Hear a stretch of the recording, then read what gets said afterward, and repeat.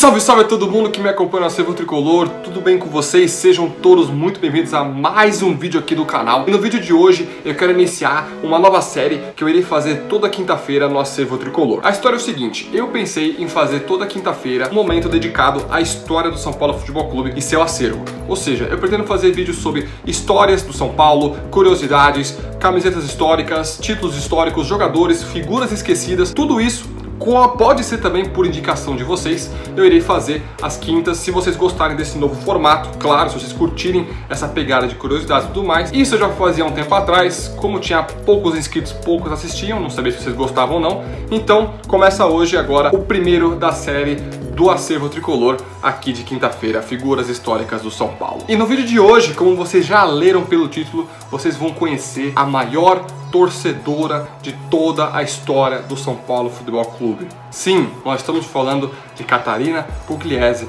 Cerrone. De forma bem resumida sobre essa ilustre torcedora, Catarina nasceu no dia 15 de abril de 1909. Ela, que era filha de imigrantes italianos, nasceu na região central de São Paulo. Cresceu e estudou na Rua da Consolação até meados da década de 20. E foi na década de 20 que a sua história com o São Paulo Futebol Clube começava a se formar. Em 26, ela se casaria com Matheus Cerrone, uma das figuras que tinha um contato muito próximo com o atual presidente de São Paulo naquela época, em 1930, meados de década de 30, que era o seu Meca. Foi em 1935, quando o São Paulo estava se reerguendo, refundando depois de tantos anos de tristeza. Foi então em dezembro que Catarina foi oficialmente contratada, quando o São Paulo fez uma festa em comemoração à fusão do clube com os estudantes do Tietê na época, em 35, e depois o São Paulo viria a ser refundado. A missão de Catarina era muito nobre. Ela seria uma das contratadas para ajudar a reerguer o São Paulo Futebol Clube,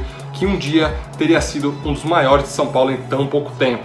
Tanto que em 31 éramos conhecidos como Esquadrão de Aço. Mas ela passou tempos extremamente difíceis, porque nessa época, 35, 36, 37, o São Paulo vivia uma época muito ruim, totalmente sem dinheiro para pagar uma sede, sem dinheiro para pagar os seus jogadores e, consequentemente, sem dinheiro para pagar a dona Cerrone. Mas isso não a desanimava. Catarina Cerrone, vendo todos esses problemas que o clube enfrentava, ela decidiu então ajudar o clube de alguma forma, nem que seja da menor maneira possível. Foi então que ela teve a brilhante ideia de começar a fazer cafés e petiscos na região ali do clube, social do clube. Então todo esse café e petisco era vendido a R$200 na época. E os associados compravam dela, depositavam dinheiro em uma espécie de chapéuzinho em sua bandeja, na época do seu cafezinho. Todo aquele dinheiro ela doava para o clube, literalmente todo, nada ficava com ela. Além desses cafés que ela fazia bicos como juíza de ping-pong, onde ela supervisionava as partidas. Tudo isso era cobrado e todo o dinheirinho que ela recebia, ela doava para o São Paulo Futebol Clube. Além, claro, de fazer as suas funções normais, que era ser cozinheira, lavadora de mantos, das camisas, uniformes e, claro, ajudar na limpeza do clube, dos vestiários. Tudo isso ela fazia mesmo tendo 3 filhos e um marido para cuidar. É realmente uma dedicação absurda nos tempos em que a figura feminina era tão oprimida, principalmente no futebol, que naquela época era sempre visto como algo masculino. Apesar de todas essas opressões, Catarina Cerrone, ela era muito, mas muito respeitada por todos os jogadores do São Paulo. Eles a chamavam de vovó, um apelido carinhoso, porque Catarina Cerrone simplesmente era uma vovó para ele. Ela cuidava deles, dando roupa limpa, dava comida de muita qualidade e muito gostosa, e também era uma ótima conselheira. Sim, como o São Paulo vivia anos sem pagar seus jogadores, ela diversas vezes fazia o psicológico deles. Às vezes, antes de jogos decisivos contra Corinthians, Portuguesa, Palmeiras, que na época era Palestra, ela conversava com cada um deles nos vestiários, pedindo para que jogassem, que ganhassem, que um dia eles seriam recompensados com dinheiro, às vezes com fama, prestígio e, claro, acima de tudo, respeito. E muitas vezes os jogadores, quando saíam vitoriosos de uma partida, eles corriam para a casa da Dona Serrone, lá na Rua Arujá, para simplesmente abraçá-la e comemorar por mais uma vitória do São Paulo Futebol Clube. Tempos tenebrosos dali do fim da década de 30 passaram e chegou os anos 40, aquela época que o São Paulo ganhou o famoso apelido de rolo compressor. O São Paulo simplesmente naquela década ganhou tudo, foram 4 títulos paulistas, só naquela década vitoriosa. Todas elas, os jogadores, durante todos aqueles anos, passavam sempre na rua dela para bater um rango. Sim, na época era muito comum ver jogadores indo na família Serrone, na casa da família Serrone, comer, porque realmente ela era uma cozinheira exemplar. Ninguém resistia às guloseimas, aos banquetes realizados pela Catarina Serrone. Ninguém mesmo. Eu até fico curioso para saber qual era a grande receita, qual era o grande prato especial da Dona Catarina. A sua fama de ótima cozinheira foi tão grande, mas tão grande, mas tão grande, os dirigentes da seleção brasileira decidiram também contratá-la para a Copa de 1950. Mas a grande relação de amor ocorreu mesmo com a seleção uruguaia. Sim, ali começava-se a união entre São Paulo Futebol Clube e Uruguai que conhecemos atualmente. Foi com a Catarina Serrone. Por quê? A seleção uruguaia na Copa de 50 se concentrava no Canindé. E na época o estádio do Canindé pertencia ao São Paulo Futebol Clube. Era nosso. Então, por muitas vezes, a delegação uruguaia era servida pelos banquetes de Catarina Serrone. Os uruguaios ficavam espantados. Eles, acostumados com aquelas carnes de primeira classe, eles ficavam espantados com a simplicidade, com a degustação maravilhosa que Catarina tinha. Nessa foto você pode ver que a relação era tão boa entre São Paulo e Uruguai que o goleiro uruguaio nessa foto está usando em uma partida oficial da Copa do Mundo um manto do São Paulo Futebol Clube. Simplesmente genial. Essa foto é histórica e poucos sabem dela. Realmente uma época muito engraçada. E ela foi tão bem recompensada, que quando os uruguaios foram campeões aqui no Brasil e foram embora, eles enviaram um pacote com 2 passagens para ela e Matheus Serrone para curtirem 15 dias em Montevidéu, e também receberam de presente um álbum com todas as fotos dos jogadores, com algo de agradecimento para Catarina Serrone, uma pessoa que cuidou tão bem, mas tão bem, dos jogadores uruguaios. E tempo vai,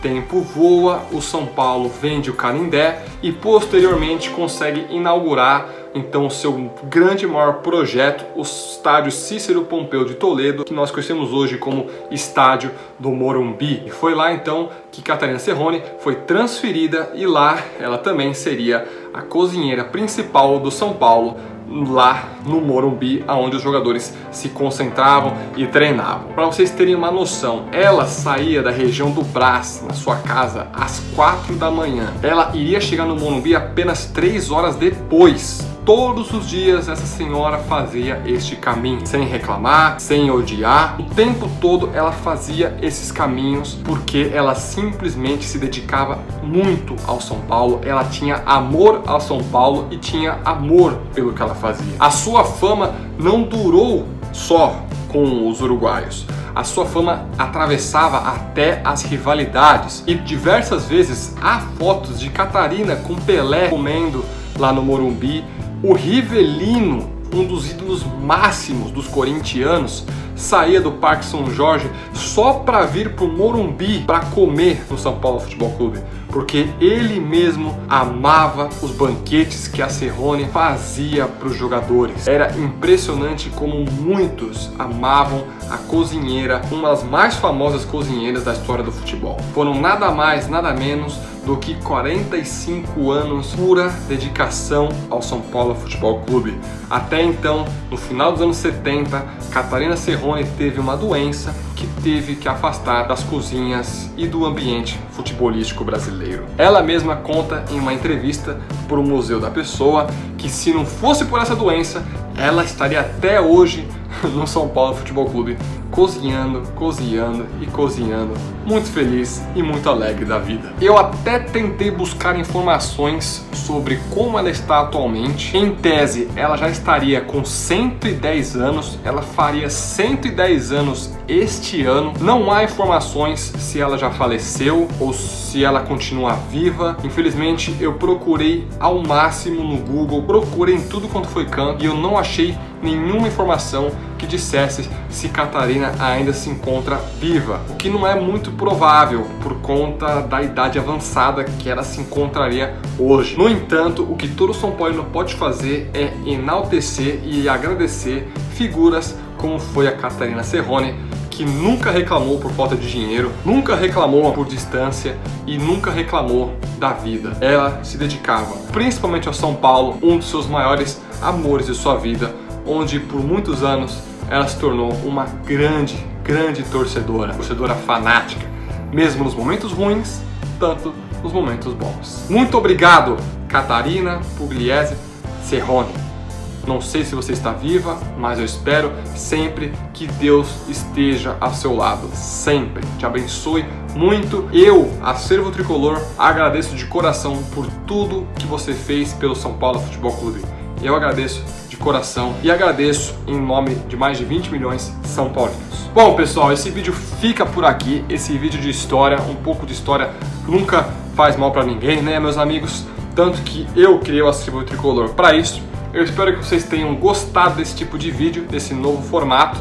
Se vocês curtirem, eu farei mais uma vez na quinta-feira. Até deixo aqui nos comentários um espaço para vocês deixarem opiniões, sugestões. E claro, se vocês querem ver mais alguma outra história, camisetas históricas, jogadores, títulos, lembrando que daqui a alguns dias a gente comemora o título do Brasileiro de 86, o aniversário da conquista do Brasileiro de 86, e por aí vai, entendeu? Vamos ver no que vai dar essa série. Se vocês gostarem, continuem. Se vocês não gostarem, paciência. Quem sabe um dia eu volto com conteúdo mais produzido. Tamo junto então, deixa seu like, isso fortalece muito o canal. Então peço humildemente o likezinho, compartilha com os amigos e se você é novo no canal, por favor, se inscreva e venha fazer parte da família do Acervo Tricolor, demorou? Um grande abraço para todos vocês, tamo junto sempre e vamos São Paulo.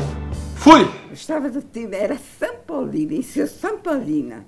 Quando me fala que é palmeirense ou corintiano, não converso, porque eles me ofendem e eu brigo.